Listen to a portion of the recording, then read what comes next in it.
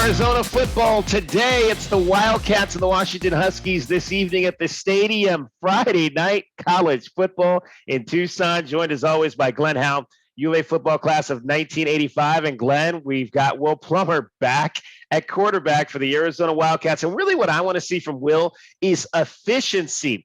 His completion percentage is in the 50s. And that is simply just not good enough, Glenn. He needs to get that up into the 70s, and that starts with being efficient in the short game. Well, Dave, I know we're Wildcats, and when they say about cats got 9 lives. Man, our quarterbacks at University of Arizona got 9 lives because they get, like, look at Will. Will this is his 3rd time at an opportunity to run this team. This is going to be a great opportunity for him, and he has to be able to calm down, understand what's put in front of him, and understand the defenses, and just be efficient and not turn the ball over. Just be almost like a Trent Dilfer, man. That's what we really need. And Jimmy Lake's mantra for Washington, Glenn, has been run the damn ball, but they're not very good at running the football this year. Heck, the Wildcats are better than them at running the football.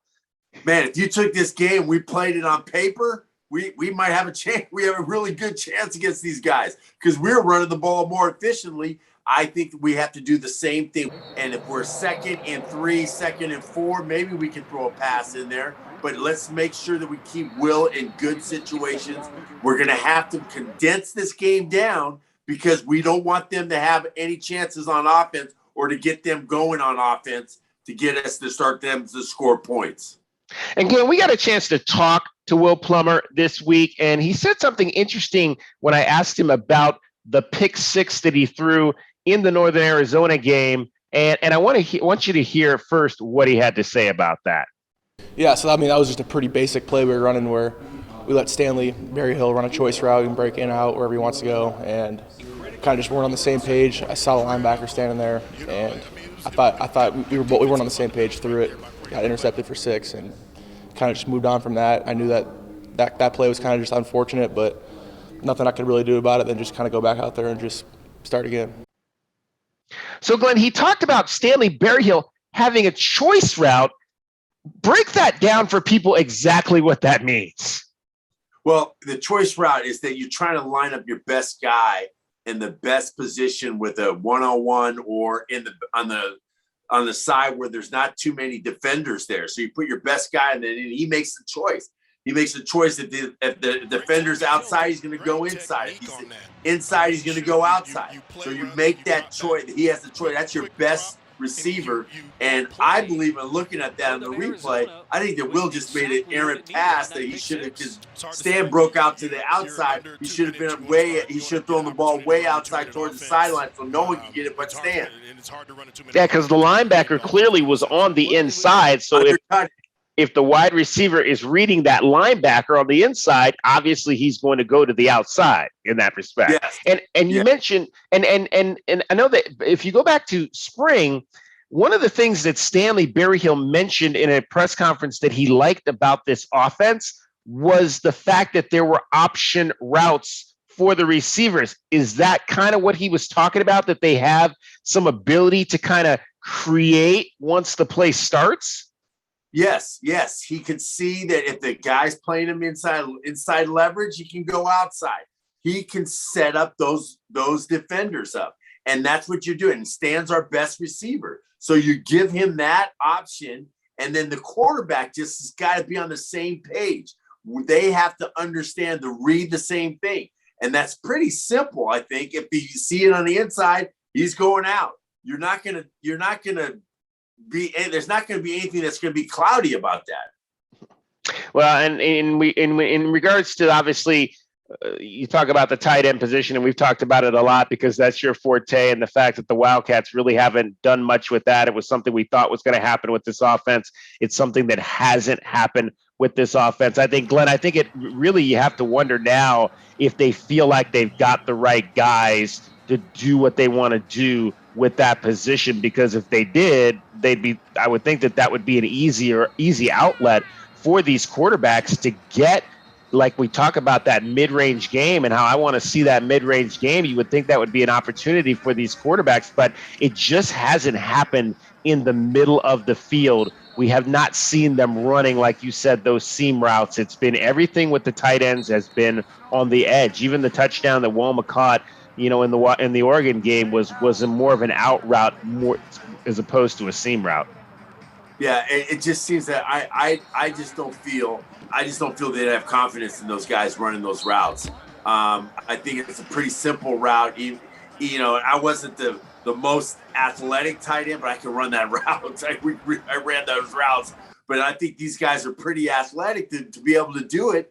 Obviously they're not seeing that in practice, and it's disappointing because I thought that could help the receivers on the outside and help the quarterback in this game, in all their games, about just relieving some pressure on them from the defense and those linebackers coming in and just loading the box and not worrying about anything behind them. I want to show the folks Clay Markoff, because I'm not sure everybody's actually gotten a chance to see this dude up close. But when you talk about a dude, this is a dude. He is a physical-looking specimen, is Clay Markoff. He's actually listed as a tight end. He's probably more of a fullback. We got a chance to finally see him a little bit in that game at Colorado, Glenn. I'd like to see him. I think, you would think that he's probably a decent blocker. I mean, he is so bulky that maybe his strength is straight ahead blocking. I wouldn't mind seeing if they could put him on the edge, because of one of the other things I've seen with the tight ends is I think they've struggled a little bit with blocking on the edge. Yeah. Put this guy on the edge and see if he can block. My concern there is that I wonder if because he's so bulky that he doesn't maybe have enough lateral movement to block on the edge in this offense. Or can he make that block? Can he get on the edge and be able to move his feet and make that block? I loved him when he was in the eye, when they had the eye. We had him up front as like a fullback, and then we were just running the power. We're doing that. I love that situation, but we just don't know what's happening in practice, Dave. And that's what's kind of puzzling to me. And what they're doing is they're really actually showing us what's happening in practice, actually, because they're not using those players in those situations. Exactly. On the flip side, defensively, Glenn, we haven't seen a tight end get off yet this season on the Wildcats. They did a great job on Dulcich for UCLA. They got another big assignment with Cade Otton this week. He's back after missing a couple of games due to injury for the Washington Huskies, and he was a guy that got off in that game last year when they built that early 37-0 lead. I mean, he was all over the field in the Washington offense. But Christian Young, and we got a chance to talk to him this week, has been the guy who's been guarding tight ends in this offense, and he's done a pretty good job through these first 6 ball games of not allowing other teams' tight ends to really get into the flow. Yeah, I mean, we've been traditionally the last 4 years of making opponents' tight ends into All-Americans. I mean, they just destroyed us, and we just never had that guy that could really lock them down. And I think Christian's doing a good job of just doing that, just distracting them enough where they can't get to the ball. And the quarterback doesn't feel comfortable throwing him the ball. That's all we have to do. And I think he's doing a good job. Let's hear a little bit of what Christian Young had to say this week. What would you say has been your best game so far defensively? In my opinion, it was probably Oregon. What was it about that Oregon game that stood out about the way you played? And they had a pretty good tight end. I held them to one catch, and I was tackling and got my hand on some balls and things like that. So I feel like I was all over the field. How often are you one-on-one with the tight end? I mean, every time we go man, so I mean, it's a lot.